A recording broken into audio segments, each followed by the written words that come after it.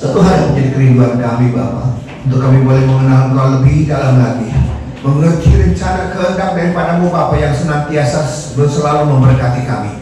Hari ini Tuhan kami boleh bersama-sama berkumpul, berhimpun, memuji, menyembah dan menikmati firman-Mu.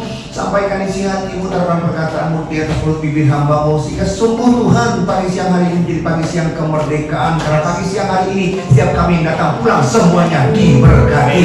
Sampaikan isi hati-Mu, di dalam nama Yesus kami siapkan hati kami semua yang siap diberkati. Sama-sama katakan amin. Amin. Beri kemuliaan bagi Tuhan. Silakan duduk. Ada shalom. Ada shalom. Tangan-tangan yang siap diberkati. Katakan kiri kananmu, kau pasti diberkati.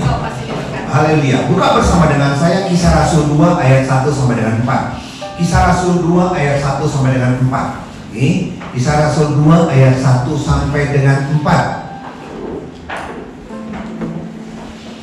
Kita akan baca bersahutan. Sudah sampai di sana semuanya, men? Kisah Rasul 2 ayat 1 sampai dengan 4. Satu saya. Ketika tiba hari Pentakosta, semua orang percaya berkumpul di satu tempat, saudara. Ketika tiba Pentakosta,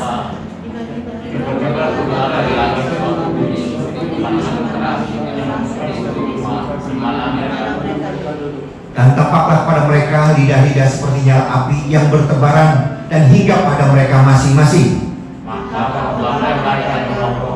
Lalu mereka mulai berkata-kata dalam bahasa lain seperti yang diberikan oleh Roh kepada mereka mengatakannya. Amin.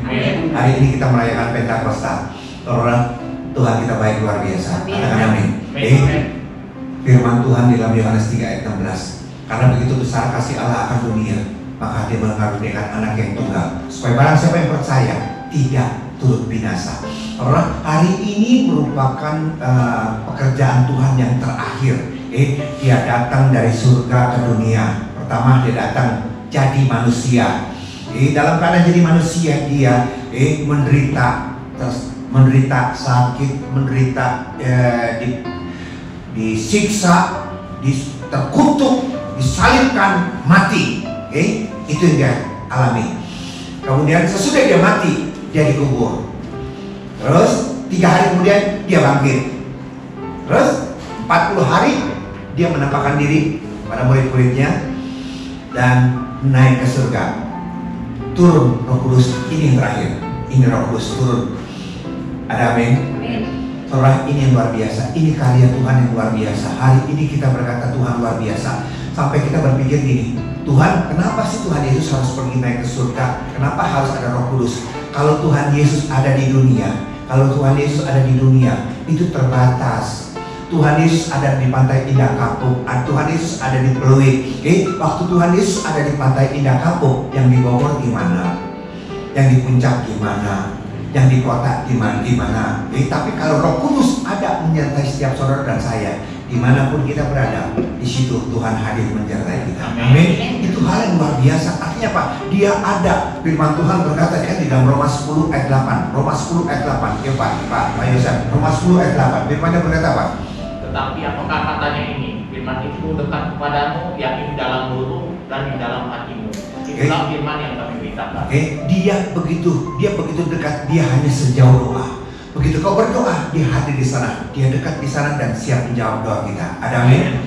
Hari ini kita merayakan Pentakosta. Hari ini kita judul khotbah saya adalah Hari Pentakosta. Jadi sekarang yang kita mau pelajari adalah siapa yang berhak menerima pencurahan Roh Kudus. Siapa sih yang berhak? Orang berkata gini, aku siapa ya? Aku nggak sering baca Alkitab, aku orangnya seperti ini, aku nggak layak. Segala hal argumentasi, segala hal yang kita berkata aku tidak layak, aku siapa? Apa mungkin Allah Tuhan Roh Kudus mencurahkan? Aku akan terima Roh Kudus seperti itu, saudara. Kita lihat hari ini, saya berdoa hari ini kita pulang semua diberkati. Siap diberkati? Beri kemuliaan bagi Tuhan kita. Haleluya. Jadi ayat 1 ini berkata apa? Ketika tiba hari Pentakosta, semua orang percaya berkumpul di satu tempat. Jadi syaratnya untuk kita dipenuhi oleh Roh Kudus adalah orang percaya. Saudara orang percaya? Saudara berhak untuk terima pencurahan Roh Kudus. Saudara berhak untuk terima Roh Kudus. Kenapa? Orang percaya. Itu yang terjadi. Jadi jangan sampai kita stop, jangan sampai kita menghakimi. Ingat, Tuhan tidak mencari orang benar, Tuhan tidak mencari orang hebat, Tuhan tidak mencari orang-orang seperti itu, tapi yang Dia cari adalah orang yang percaya. Dan di antara orang percaya, ini ada yang luar biasa. Di antara orang yang percaya ada siapa? Kita lihat ada siapa di situ. Orang Kisah Rasul 1 ayat 13. Kisah Rasul 1 ayat 13. Iya Pak. Kisah Rasul 1 ayat 13. Setelah mereka tiba di kota, naiklah mereka ke ruang atas, tempat mereka menumpang. Mereka itu ialah Petrus dan Petrus garis bawahi. Oke. Orang yang lain banyak. Saya mau mengarahkan sana kepada Petrus. Siapa Petrus? Orang untuk dia bisa percaya di sini, dia harus awali dengan pertobatan dulu. Petrus itu saudara, seringkali kita terlalu sombong sih. Kita tidak mengerti siapa dan kita tidak mengerti kemampuan kita seperti apa. Kita seringkali tidak sadar musuh kita itu siapa. Petrus, dia menyangkali Yesus gitu loh. Dia merasa tidak kenal. Setiap hari 3,5 tahun kau menyertai Yesus. Kau melihat bagaimana kuasa Tuhan dinyatakan, orang buta, orang tuli, orang lumpuh, orang kusta, orang mati bangkit. Kau lihat sendiri.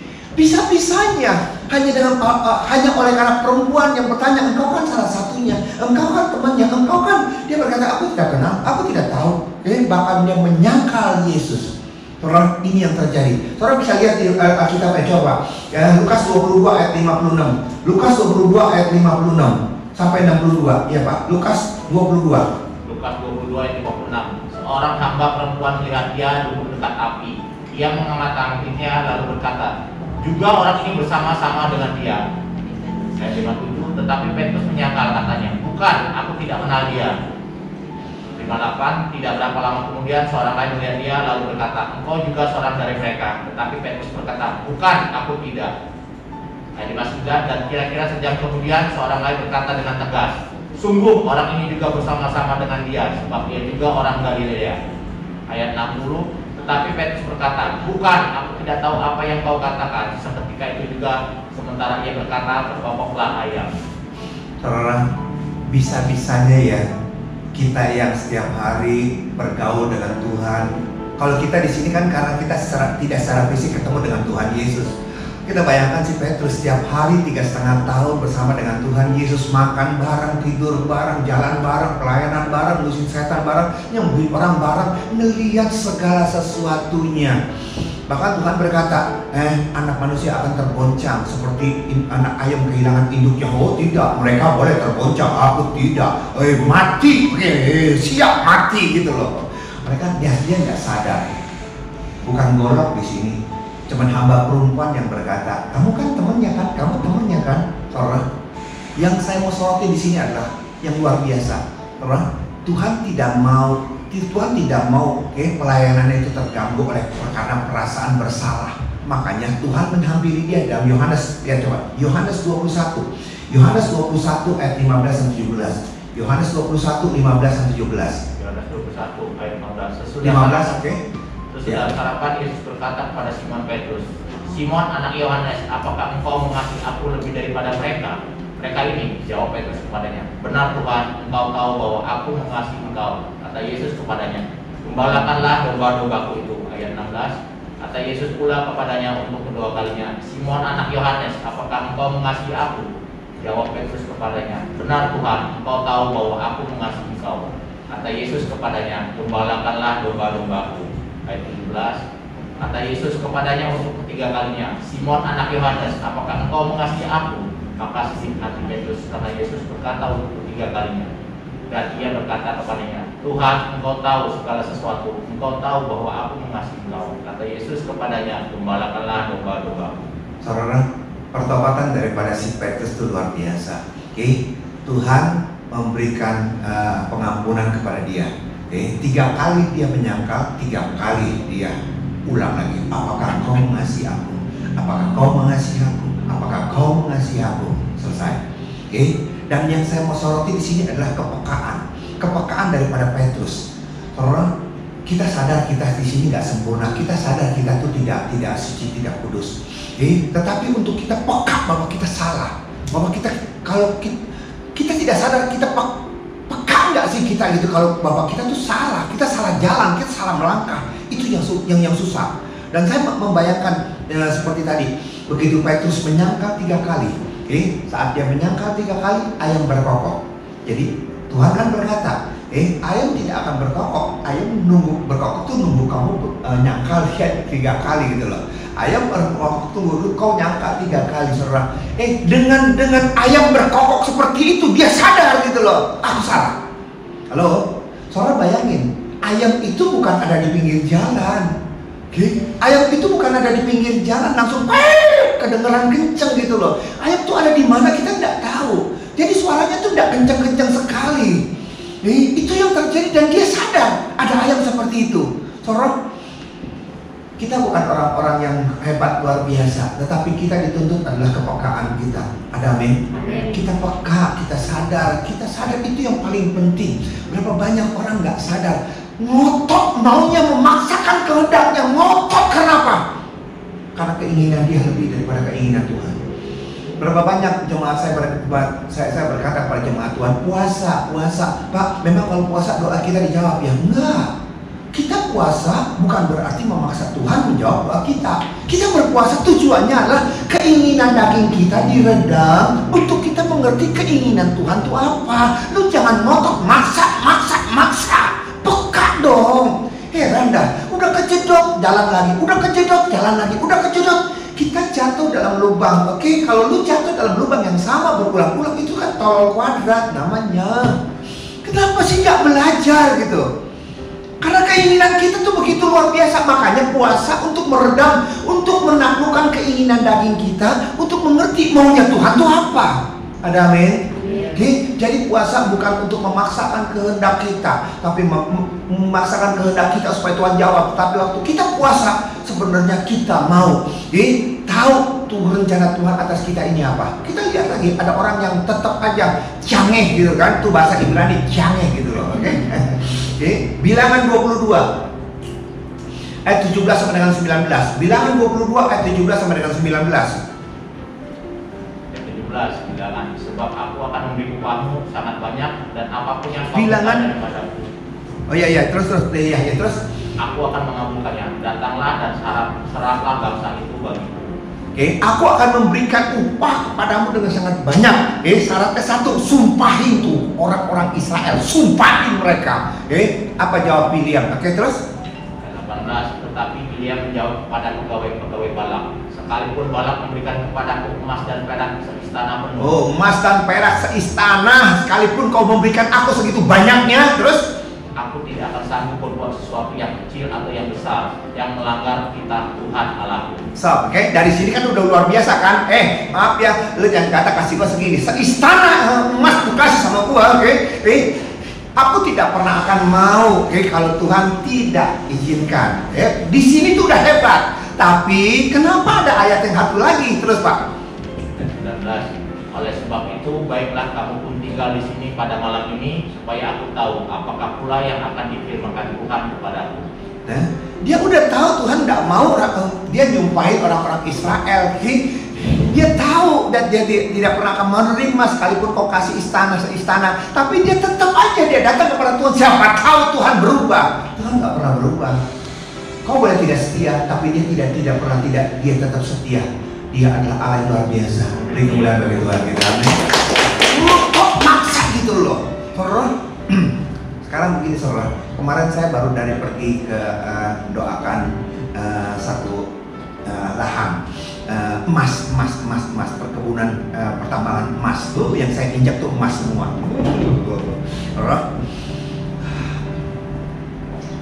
Yang unik begini saudara, ownernya selalu berdoa, Pak mau cariin investor, cariin investor, nggak dapet, cariin, nggak dapet, cariin, nggak dapet, cariin, nggak dapet, cariin, nggak dapet, cariin, nggak dapet.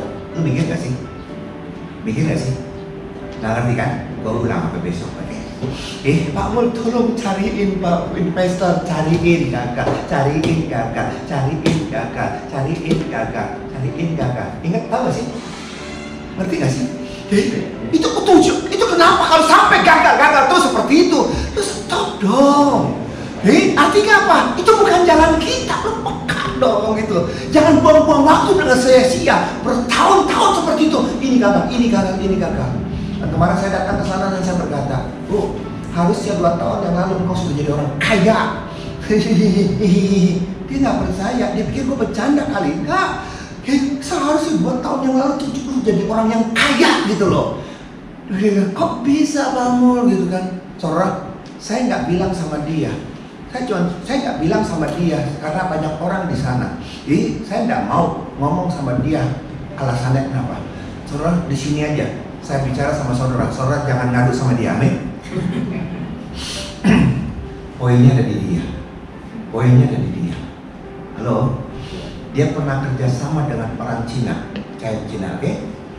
Udah berhasil 1 tahun 200 kilo emas dapat. Tapi ini orang ketahuan curang. Ini tahu-tahuan curang gitu loh. Akhirnya terus cari gitu. Saya kan bilang sama dia, Bu, kenapa lu nggak ambil lagi seperti ini? Tapi orangnya begini, Oke. Kau dapat nggak lagi orang seperti ini? Sampai saya kasih contoh seperti ini. Saudara bayangin ya. Pak, dan Pak, ini bos semua, amin. Amin, udah amin. Kau punya pegawai, ketahuan ambil duit. Jadi gini, tapi orang ini expert, orang ini bagus sekali, cuman dia lemah di uang tadi. Sekarang saya tanya, bagaimana sikap kita? Berhentiin dia, cari orang yang baru, atau tetap mempertahankan dia? Yang mana? Kan nyolong, kan maling. Beda sekarang yang kedua, saya bilang. Sekarang kita tahu dia suka begini, lu yang baru, kita tidak tahu dia suka ngambil atau tidak, dan kita tidak tahu loyalitas, kapabilitas, kemampuannya dia tuh seperti ini tuh enggak. Ini udah ketahuan kerjanya tuh luar biasa, hasil tuh luar biasa, cuman di situnya, kenapa lu nggak pakai? Akhirnya bertahun-tahun kok seperti ini, 200 kilo. Bahkan di sono rela, dia berkata gini, lu dah tiongpuasi, lu diem aja, gak usah diem apa-apa, pokoknya merem, gue kasih lu 40%, ya 35-40%, lu merem aja setiap tahun seperti ini, setiap bulan seperti ini, setiap hasil daripada itu 35-40%, dan setiap bulan dia kasih 200 juta atau 300 juta buat bayar ini. Kan enak banget daripada lu sekarang tak peka dia mau ngais-ngais seperti itu. Itulah yang terjadi, saudara. Miliki kepekaan. Apakah saudara peka di sini? Apakah saudara peka di sini? Kita tes pekanya, oke? Tes kepekaan. Ada tikus lelaki, ini tikus nih ceritanya. Ada tikus lelaki, dimasukin ke kandang gitu kan? Dan di dalam kandang itu ada ikan dan ada tikus lagi. Ada tikus perempuan, ada ikan di situ. Tikus lagi masuk, yang dia cari, yang dia lihat, tikus perempuan, dia ke sana, dia ambil ikan. Oh, ikan, ganti, keju. Begitu dia masuk di sini, ada tikus perempuan, dia makan, dia lebih suka ke keju, roti, ikan, dia kejar. Daripada tikus perempuan. Sekarang saya tanya, kesimpulannya apa? Lapar. Kesimpulannya apa? Kesimpulannya bahwa tikus perempuan kalah menarik. Yang lebih menarik adalah buat si tikus lelaki adalah makanan perutnya dia. Apakah saudara setuju? Makanan lebih menarik daripada tikus perempuan? Halo? Jawab dong. Apakah makanan lebih menarik daripada tikus perempuan? Mereka berkata, iya, makanan lebih menarik dari tikus perempuan. Tapi ada yang berkata gini, Pak, belum tentu Pak. Itu tikus perempuan karena istrinya Pak. Coba ganti Pak. Coba ganti tikus itu. Ganti perempuannya. Itu tikus perempuan itu istrinya Pak. Ganti tikus perempuan yang lain gitu loh. Halo. Jadi dengan kata lain saudara, milih kepekaan, miliki. Ibu-ibu, bapak-bapak, ibu-ibu di tempat ini, kau jangan bangga ya. Kalau suamimu tidak pernah, suamimu lebih suka kerja, lebih suka begadang, lebih suka ngelembur, lebih suka tidur di kantor daripada pulang. Jangan kau berkata, oh laki gua hebat luar biasa. Maaf, lu milikin kepekaan. Jangan-jangan dia udah bosan sama kamu. Jangan-jangan dia udah benci. Kenapa? Cerewetnya bukan main. Lebih baik gua tidur di kantor daripada ketemu dengan kamu. Jangan kita terlalu bangga dulu kalau suami kita seperti itu. Jangan kita terlalu bangga dulu kalau suami kita seperti itu. Kita harus memiliki pekaan. Jangan kita terima uangnya tanpa kita harus menyelidiki di mana, kemana, dan apa yang harus terjadi. Kalau ini yang terjadi, kita harus peka. Kita harus peka, kita mengerti. Jangan kita, ya yang penting berkat, terserah dah lo mau berbuat apa-apa. Kita harus peka. Ada amin? Beri kemuliaan bagi Tuhan kita. Yang kedua kita lihat coba di dalam ayat ketiga, Kisah Rasul 2 ayat ketiga, iya Pak. Ayat 3 Kisah Rasul 2. Dan tampaklah pada mereka lidah-lidah seperti nyala api yang bertebaran dan hingga pada mereka masing-masing. Mereka dipenuhi dengan Roh Kudus. Saudara rindu dipenuhi oleh Roh Kudus? Sekarang kalau Roh Kudus ada menyertai saudara buat apa? Saudara nggak manfaatkan juga kok. Saudara juga nggak tahu. Jujur, saudara berdoa kepada siapa? Tuhan Yesus. Kau pernah sebut Roh Kudus? Kau pernah tanya Roh Kudus? Peranannya Roh Kudus itu apa? Berapa banyak kita nggak ngerti di sini, saudara? Halo, saudara di sini. Saudara berdoa selalu kepada Tuhan Yesus, minta selalu kepada Dia, berdoa dalam nama Tuhan Yesus. Itu nggak apa-apa. Nah terus Roh Kudus buat apa? Roh Kudus buat apa di sini? Saudara minta Roh Kudus dipenuhi oleh Roh Kudus. Oke, Roh Kudus ada menyertai saudara. Dia ada begitu dekat sejauh doa. Dia ada di sini. Terus kau berdoa. Roh berdoa langsung dalam nama Yesus. Tuhan tolong minta, Tuhan jaga, Tuhan tutup musuh Anda. Roh Kudusnya buat apa? Roh Kudusnya buat apa? Kau minta ada di situ. Kau pun tidak tahu bahwa ada Roh Kudus di situ. Makanya itu namanya para Parakletos, Roh penolong, Roh penasehat. Itu dia ada. Mestinya saudara begini, saudara. Kalau engkau mau berdoa kepada Tuhan, apapun permintaanmu, tanya dulu sama Dia. Roh Kudus, aku mau minta mobil nih. Aku mau begini, Roh Kudus. Gimana doanya? Bagaimana mintanya? Ini Dia yang ngatur, yang ngasih tahu sama kita itu loh. Jadi, peranannya itu ada.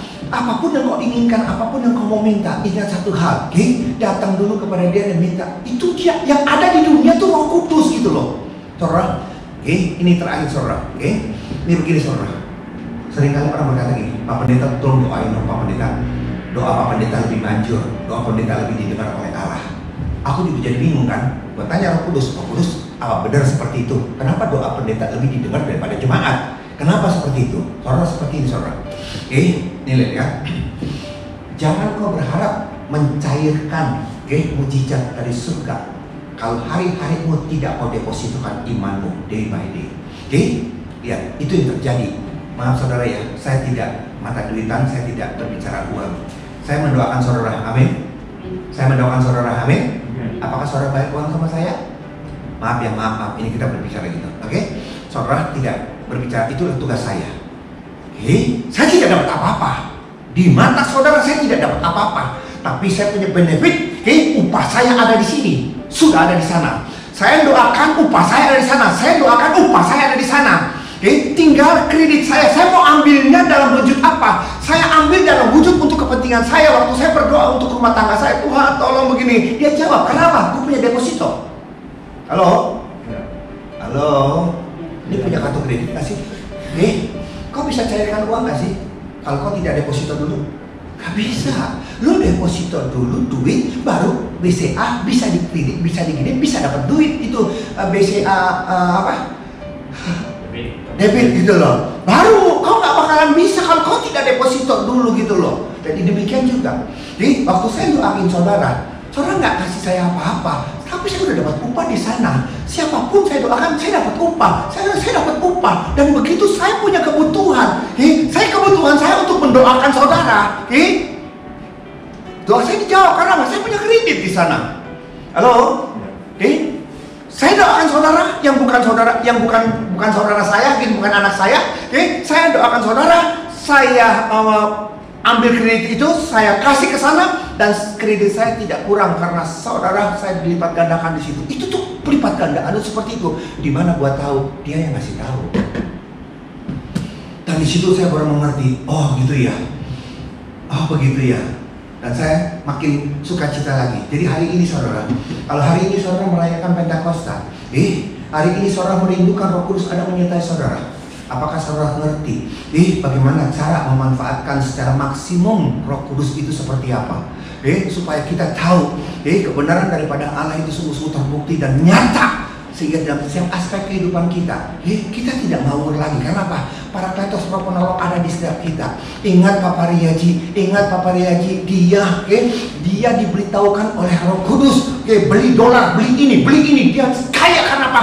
Dia dikasih bocoran seperti itu. Kalau saja kita tahu dan mengerti bagaimana caranya untuk menanggulangi COVID-19, kita nggak bakalan takut. Ada amin? Jadi hari ini kita merayakan Pentakosta, Roh Kudus tercurah menyertai kita, dan saya percaya Roh ini ada menyertai saudara saya. Dia hanya sejauh doa. Beri kemuliaan bagi Tuhan kita.